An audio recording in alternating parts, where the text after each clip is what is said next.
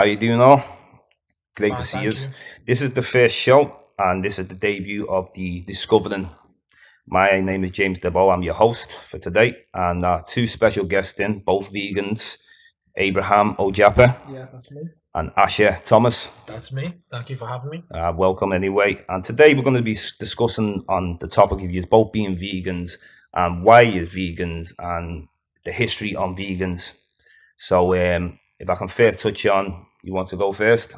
Yeah. On the history of vegans? Yeah, I think when we look at the history of vegans, I think it's better to look at where the history of meat eating come from, and I think we can say for sure that veganism is a lot older than meat eating, which a lot of eaters try and say it's not, but we see that meat eating only becomes a thing when plants are scarce, when there's no crops growing.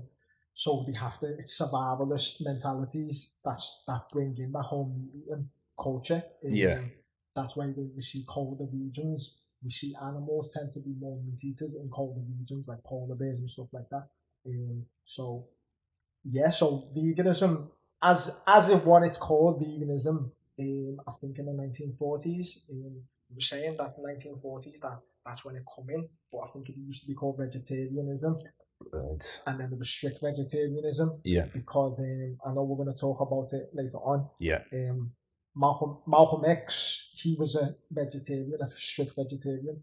The Nation of Islam, they vegetarians, but interesting. You could call them vegans. Ancient India as well.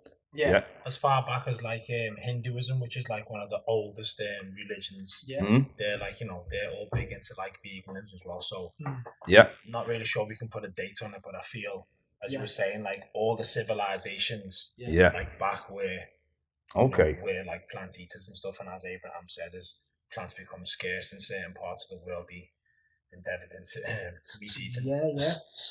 So fish and stuff like that. Okay, how long have you both been vegans? Ashley, how long have you been a vegan for? Yeah, just over 3 years now. 3 years. Now, what made you become vegan?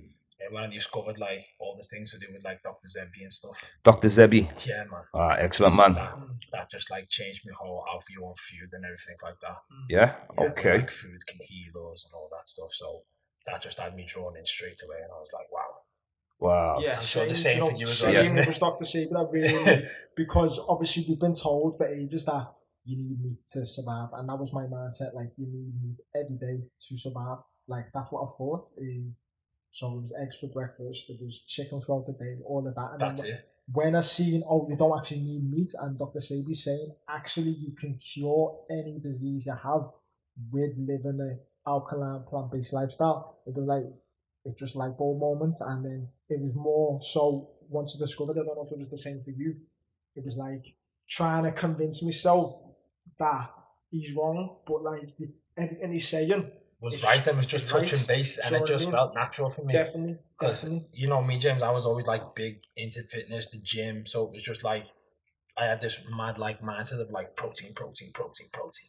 Okay, yeah. And that's the very stuff that that's like killing you, man. You know what I mean? Yeah. You make these shakes I always see on the Instagram. By the way, do you just want to give your site, your Instagrams or your Facebooks, Asha? Okay. You want to start? I'm Vegan Electric. Vegan Electric. Yeah. Do you want to spell that or Jin? It's Vegan Electric. Vegan Electric. Okay. Yeah. Okay. Vegan Electric on Instagram or on Instagram. On Instagram. So on Instagram it's V3. So where the E is in vegan, it's a 3 on Instagram. Yeah. Okay. Abraham. And then I'm Yamtree. Yamtree. YAMM. Yep. And that's come from like an appreciation for yam, being one of the oldest crops, which we can get into. But yeah, I'm on Instagram, Facebook as well, and also Yamtree of Knowledge, where I'll be putting out information on the misinformation. I've seen a lot of your posts, and also on Facebook, you put some brilliant stuff on there. You know, like I've been trying, because you know what, like I feel like it's time to kind of step out of the ignorance and stop eating the lies that we've been told for years and years. And I think food is the biggest factor when it comes to it. Having a healthy mind, having the ability to get up early, go to sleep, rest fully. Discipline. Yeah, do you know what I mean? Food plays a massive part in it, like brain health. Like it's the first element, I think, as well. In it, definitely. You know, it's what you put into yourself reflects on how you are. So some of these shakes I've seen, making these juices. You want to explain some of these? Because like I've seen both of you like you're a team on that. Like So one of you wants to elaborate on it. With the shakes I do, I call them health shakes. Health shakes. And with that, I try and put all different elements of health in. So we've got dates for the sweetness. We've got hemp seeds. We've got a type of millet called fonio, which is, millet's been used for at least 10,000 years. But a lot of people don't eat millet. And with millet, we've got things like fonio, we've got quinoa, amaranth, and these are all ancient things that we've been eating for ages, but somehow as the years went by, we got lost in it, and I think we went for the food that we've been given. And I think one interesting thing that I was thinking about earlier was like we went from being an agriculture society to be like an agri-culture, so you just agree into everything. So take this from down, man, like you just agreeing, okay, excellent points. With this, we eat like this, okay, we'll take that. Black people like this, we'll take that. And I think we got lost in the source, and I think definitely dictated to what you're growing as well. Definitely. So like Monsanto, like in the main. So a point I'd probably add on to that is one time I was on Chase with Show, and I was explaining that nature, people were more with nature back in the day. Now it's like in this day and age now, people are not responding to nature properly. You know, it's nothing deep. It's it's with earth people. That's it. Yeah, for sure, man. Yeah. You know what I'm saying? So everything you're eating comes straight from the earth, naturals. You know, and used to be great people if I was ever going on a trip again, visiting indigenous tribes, whether in Asia or Africa or Australia or the Pacific, anywhere. Definitely. You would definitely be two people I would recommend. Because what links us, I think, is the appreciation for a natural lifestyle. Rather than just following a trend and like, that's it. Veganism, it's cool, it's this, it's more so just going back to nature, how we were before. Like you say, the indigenous tribes, they got a lot to teach us. Oh my God! And going back to what Ashar was saying about Dr. Sebi, that was his whole message. Like he called it Afro environmental balance, going back to the way nature intended. He grew up like in the forest, so he was like Honduras, so he really grew up around that. Moved to America and was living bad for a while, and I think that's the main thing. Like a lot of us, like no one's born into the lifestyle of natural living. That's true. Unless you, this environment unless you're one of them tribes. Yeah. So we've all got learning to do. We've all got like things that like misinformation that we need to kind of get rid of, and then learn. Sometimes I would wonder to myself, could I live with these tribes? Okay. I'll ask yourself on that, because it looks tough, but at the same time, it's getting used to things and being adaptable. Yeah. And like you're saying, appreciating those things. Yeah. You know, rather than just be a trend to visit them. But some people, when I've been on these, I've done different kind of trips. Some have been tours, but there've been ones where I've just took myself there. Right. And they're two completely different tours. Yeah. You spend as much time as you want there. It's not like a guide. And also, sometimes I've found people torment giving false information about stuff. Right. So that's why it's all about doing your own research. For sure. And making up your own mind on stuff. Because when we then dealing with the Ojahpa tribe in Malaysia, I ended up taking over the tour and speaking to all the Europeans and the Australians, because didn't have as much information on it. But I shouldn't have to do that. I just weren't getting paid to do it. Exactly. Of course. Do you know what I mean? But another one, important one.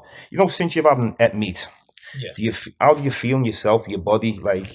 I feel better, man. Do you feel completely better? Yeah, I feel a lot better in the head, mental clarity, all that stuff.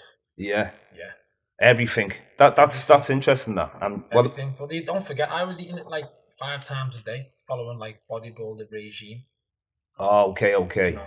Yeah, so, was you mixing it up when you say bodybuilder? Was you using them protein shakes? All that stuff, the protein shakes, the meals. Is that natural, the protein shakes though? No, it's not, is it? It's all like chemical based stuff.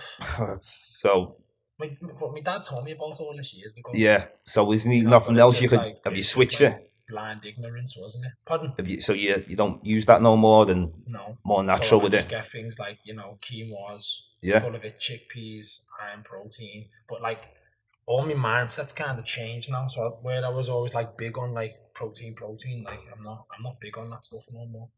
Okay. So it's all about now what foods are full of minerals. Yeah. How that's like good for me. Okay. Yeah. So this is like more the trend now for me than like protein and blowing up and muscles and all that type of thing. So it's all like a total complete different mindset for me now. All right. Now I wanted to talk about the business side of what you're doing. So do you both have a business? Is that right? Start with you, Yam. Yeah. So Abraham. So with the Yam Tree, it is a business, so it's African food, and there's been a lot of misconception about African food, or it's unhealthy, and I think a lot of people tend to say it and try and move away from it. But real African food is health food. We've got something like palm oil. Like a lot of people like villainize palm oil. Oh, the rainforest, or it's bad for your health. But no, it's a lot of that is misinformation, because when you talk about, and it goes back again like to saying how long have people been vegan for, like we need saturated fats, and a lot of the time people get the saturated fats from animal products, but the best sources of saturated fats are things like palm oil, whole palm family. So you've got coconuts, you've got palm fruits, and you've got the even the acai, which is like people see as a berry, but it's high in essential fatty acids, and that's again you're getting a lot of fat that you need from that, which is essential for brain health, essential for your just clear thoughts, clear actions, like because you need that protection of your neurons throughout your body, your nerve cells, and you need saturated fats, and avocados is like one of the main ones as well. Avocados really good as well. Avocados amazing for you. Yeah. So the business, how do you do it as a business, Ashar? Or is it more? I'm trying to go through it. You want to go? Okay. Yeah. So I'm just like waiting to get a place and stuff. But the way everything is at the moment, it's all. You seem to got all your stuff in order though. That's it. Yeah, that's it. We're building, and that's it. I think because there isn't really anyone in Liverpool that we've seen that are doing it like. Not like you, no. So it's like more pushing out the information. It's more testing out the recipes. And trying to keep everything alkaline. Okay. Ashar's got his line like. So Yam focuses on on the African elements, and me, I just want to focus on kind of all world cuisines. Yeah. So people that are gonna transition over, I don't want them to feel like they can only have this type of food. So I I love to experiment with all types of dishes. Italian, all different variations, Chinese, Japanese. Take it as wide as we can take it. Yeah. With it. I mean, for me to stop eating meat, I think, I do love me lamb and rice, chicken, and... But once you, stop, then... That's it. It's making that sacrifice. For your own health. For your own health, isn't it? Like you say. I think you just see the benefits straight away. And it's cruel. Cruelty to animals. Yeah. I mean, that whole thing, and I think that's that is a spiritual aspect of it. Yeah. I think the whole... If we're all God's creatures, then why are we? And it goes back to what you were saying about Indians, about they held the animals sacred, and that was the main reason why they wasn't into this animal eating. And over time, it's got distorted. But it was that whole, and even you're going back to ancient Egypt or Kemet, the pictures on the walls, the animals, really revered them. So we can see that. They wouldn't be, because they try and say lies and say, they ate animals and they used they found them in the thing, and it goes back to palm oil, because the palmitic acid, that's what we found in animal fat, and when they test them for palmitic acid, after time they'd be thinking, that must mean that they ate animals, but really they were eating the healthy fats. And this goes back again to palm trees. like all across the world, like indigenous tribes where you find palm trees are across the equator. Well, I've seen a lot of them. Where there's palm oil as well, they always seem to, their governments always seem to try and take them spots and stuff. You know, even like it's big money in it, that's why. You know, there's parts, even like parts of some of these Southeast Asian places, and the basically, you might have people from one tribe, and you got people from another tribe, but sometimes they'll marry into each other. Now, what they've done is because they're interfering with where the resources are, these people can't meet, and there's only the secluded people, so there's not a whole lot of people. So they don't have to only just mix in their own little tribe. They might mix with another tribe that is just looks like them, but they just have, you know what tribes is like. I'm your tribe, Nigeria. What's your tribe? I know you're Nigerian. Yeah. So my dad's Ibera tribe. Ibera tribe, okay. And they're like in the middle belt. In the middle. A lot of people try to say like the northern, but they're actually in the middle. Like they live amongst the houses. Yeah. But like in order to pass through to Abuja from Lagos, you have to go through my dad's town, basically. Right, okay. And what I found interesting about them, they live near like the confluence of the river as well. But what I found interesting is that they've got a massive yam harvest culture. Amazing. And I think this is what I found when I was researching, that a lot of these tribes around the world and around the equator, they had a massive yam harvest culture, meaning that there was a whole calendar related to when the yam harvest comes in. Wow. There was whole rituals, ceremonies, music, ancestor worship associated with this yam. And I've done a talk at the start of the year associated with yam, and what's interesting is the yam harvest is the same amount of time. Certain yams are shorter, but same amount of time as it takes for the baby to be born, which is like 9 months. So there's a whole spiritual aspect.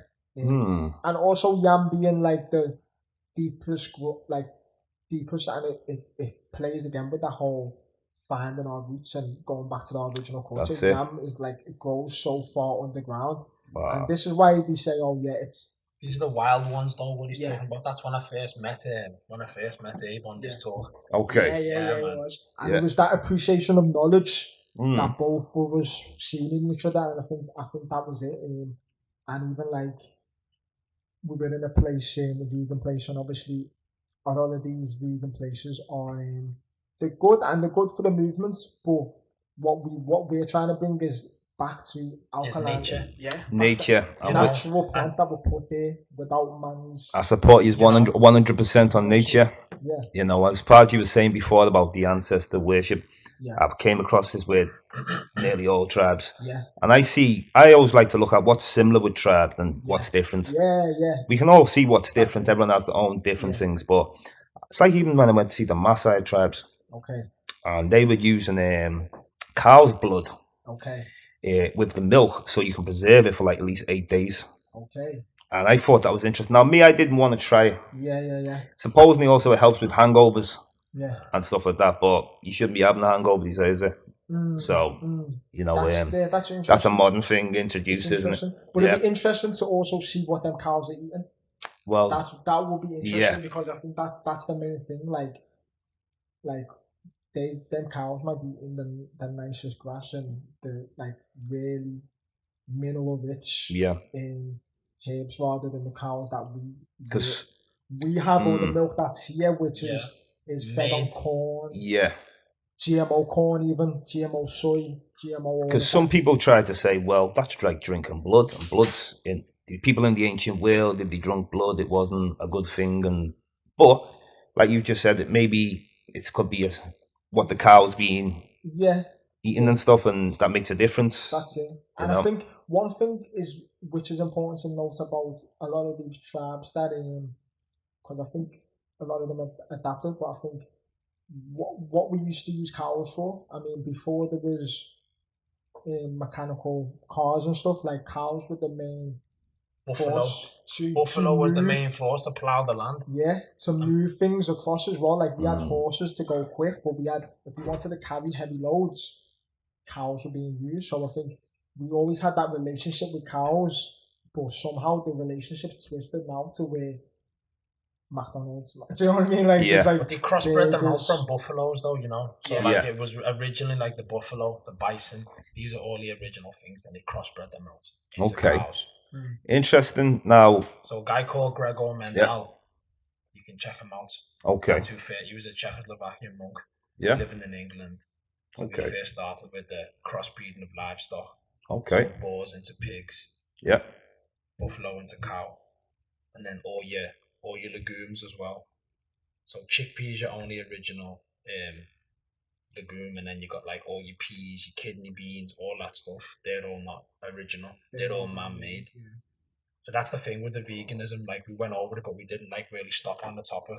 I know we can catch something good here. Yeah. So like, what you've got to be careful is, like we're saying, like all the vegan places, they're all selling veg and stuff, but it's not natural to Mother Earth. At some point, it was cross-tampered with by a human. Yeah. And so that means that we can't assimilate the minerals the same way we can the natural herbs, and even chickpeas. It doesn't carry any minerals, though. Do you see what I'm saying? Okay. So you're getting like fruits that don't have seeds in it. So you get some people, they'll go into McDonald's and buy a veggie burger, That's not being healthy, is it? No, definitely not. You know, some people think, well, I'm eating a veggie burger, but it's still not healthy, is it? You know, it goes so, deep. So you get like the wheat grain, that's hybridized wheat grain. It's not natural to Mother Earth. So like, there's the first thing. So that's in the bread. Yeah. And then you look to what's in the veggie burger, then the oil that it's fried in. So it's a whole process of like, you know, when you're going down. Therefore, and we'll look back in history and we'll see, they ate wheat, like the Egyptians ate wheat, but it wasn't the hybridized version.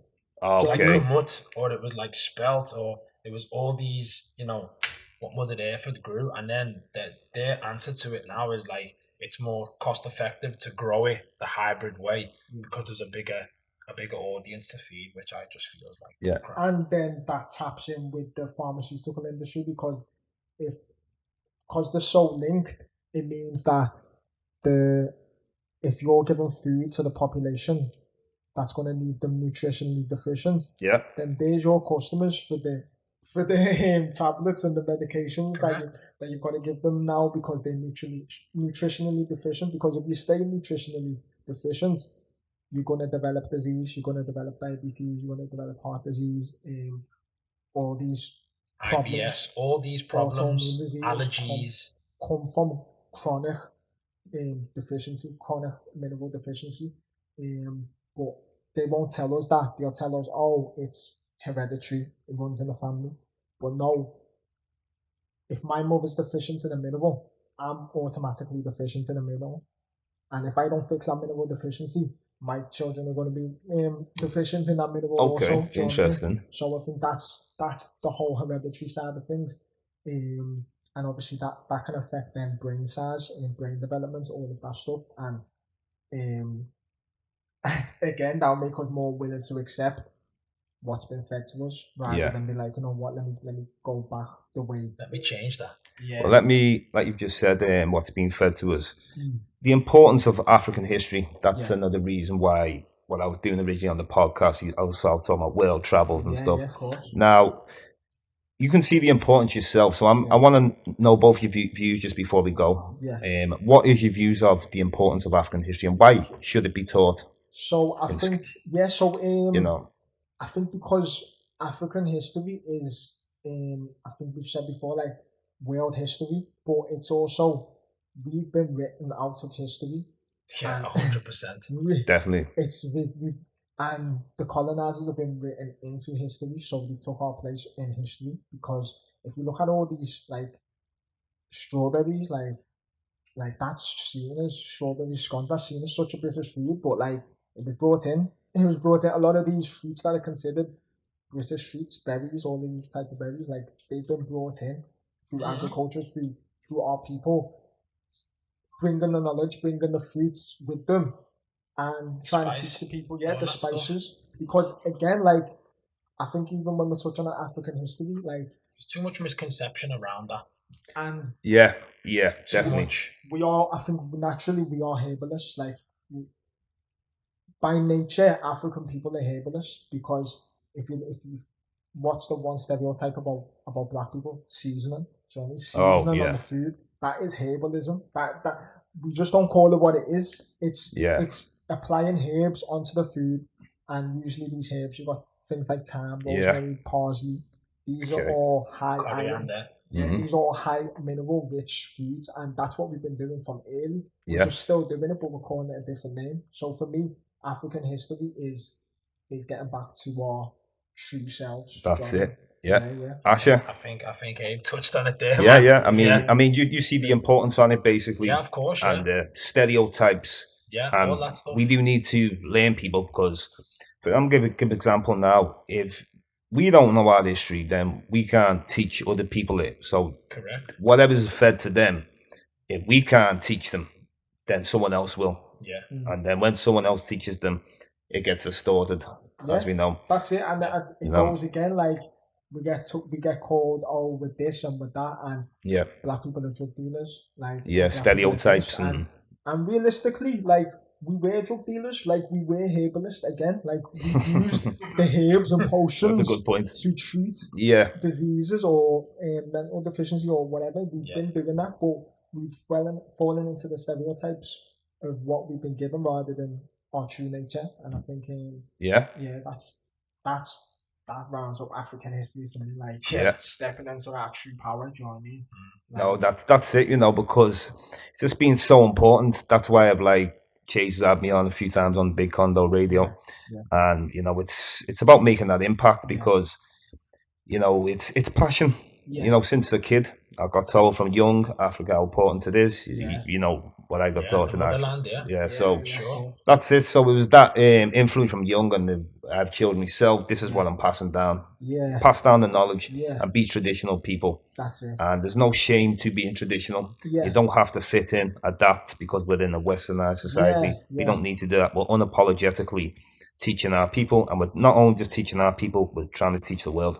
That's it. And I think we're liberating ourselves through doing that as well, and I think that's important because I think a lot of the youth won't want to hear it because it's like, what's in it for me?